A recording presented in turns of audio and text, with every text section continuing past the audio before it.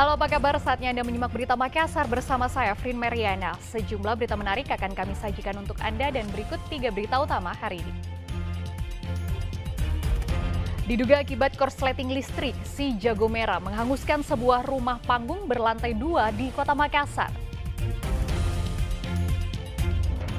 Sejumlah rumah warga di Kabupaten Maros rata dengan tanah setelah diterjang angin puting beliung. Akui stok tercukupi, Pertamina sebut peningkatan pembelian jadi penyebab kelangkaan solar di Sulawesi Selatan.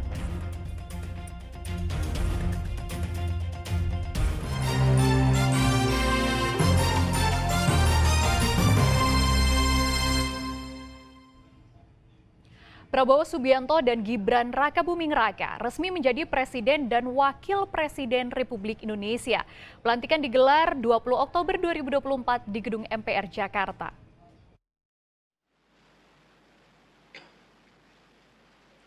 Bismillahirrahmanirrahim.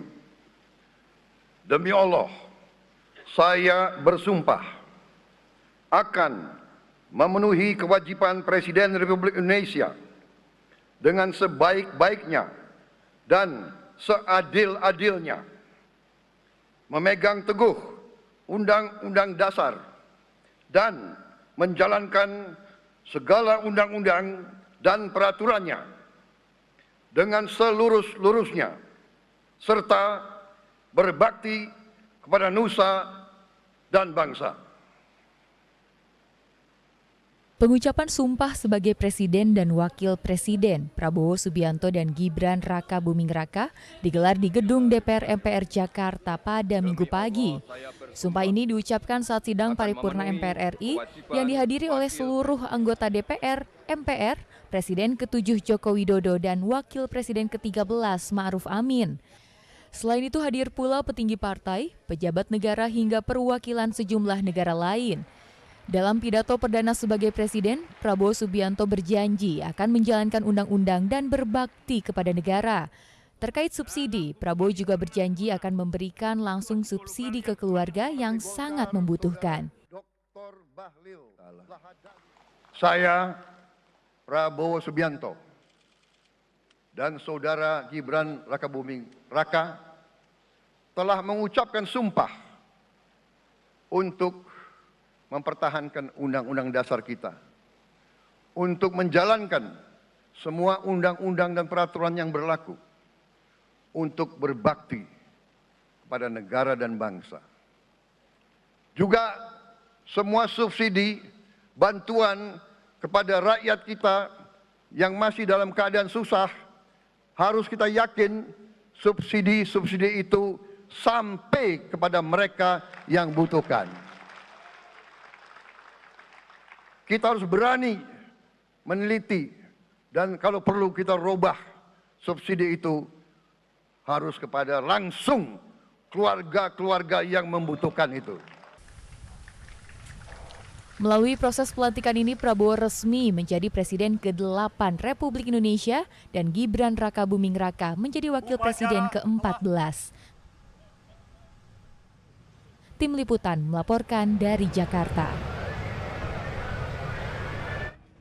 Gagal jadi ulama, Zulfikar Ahmad Tawala kini bakal menjabat Wakil Menteri dalam Kabinet Prabowo Gibran. Putra Sulawesi Selatan asal Kabupaten Goa ini rencananya akan bertanggung jawab atas perlindungan terhadap pekerja migran.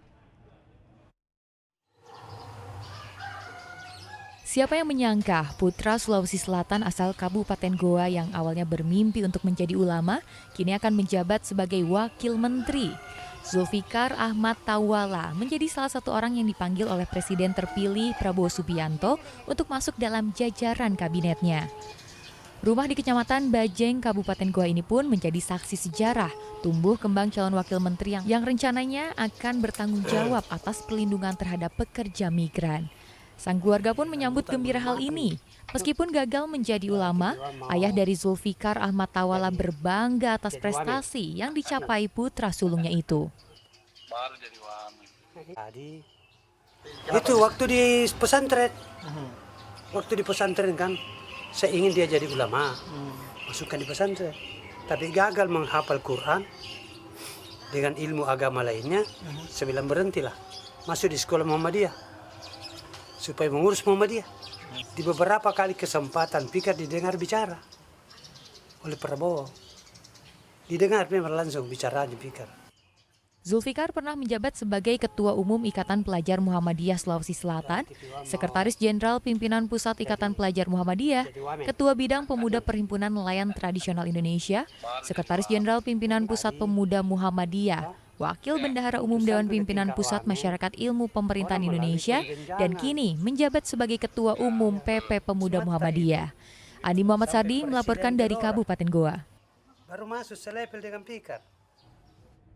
Diduga akibat korsleting listrik, sebuah rumah panggung berlantai 2 di Kota Makassar hangus terbakar. Beruntung tidak ada korban jiwa dalam peristiwa ini. Kebakaran terjadi saat rumah dalam keadaan kosong.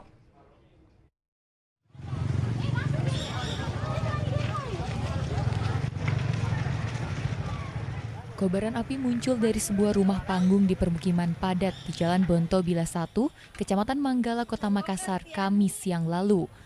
Api dengan cepat membesar dan menghanguskan rumah berlantai 2 tersebut. Banyaknya material kayu membuat api cepat meluas. Proses pemadaman sempat terkendala akses jalan yang sempit. Kebakaran terjadi di dalam gang sehingga membuat petugas pemadam harus menarik selang sepanjang 60 meter. 4 unit armada pemadam kebakaran dari Posko Timur dikerahkan untuk memadamkan api. Petugas dibantu warga sekitar berjibaku memadamkan api yang baru padam 1,5 jam kemudian. Satu rumah. Itu rumah apa, Pak? Rumah kayu tapi berlantai. Berlantai 2. Ada berapa unit armada dikerahkan, Pak? Kita kirim 4 unit dari pemadaman, 1 dari rescue. Kalau penyebab kebakaran itu seperti apa, Pak? Belum ada kita ketahui masalah penyebabnya. Iya. Saya tidak ada orang luka ini pada saat kejadian. Tidak ada karena ini rumah memang statusnya kosong. Jadi warga bilang koslet. Begitu. Beruntung tidak ada korban jiwa dalam peristiwa ini lantaran saat kebakaran terjadi, rumah dalam keadaan kosong. Sementara penyebab sumber api diduga akibat arus pendek listrik. Raisa Habu melaporkan dari Kota Makassar. Bencana angin puting beliung menerjang pemukiman warga di Kecamatan Tanralili, Kabupaten Maros. Belasan rumah warga rusak parah, bahkan 5 diantaranya rata dengan tanah.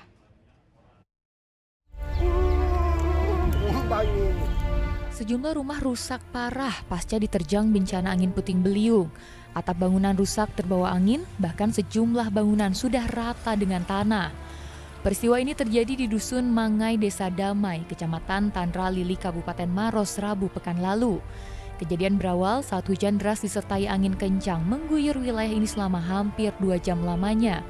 Tiba-tiba saja angin puting beliung yang disertai suara gemuruh petir muncul dan dalam sekejap memporak-porandakan belasan rumah warga.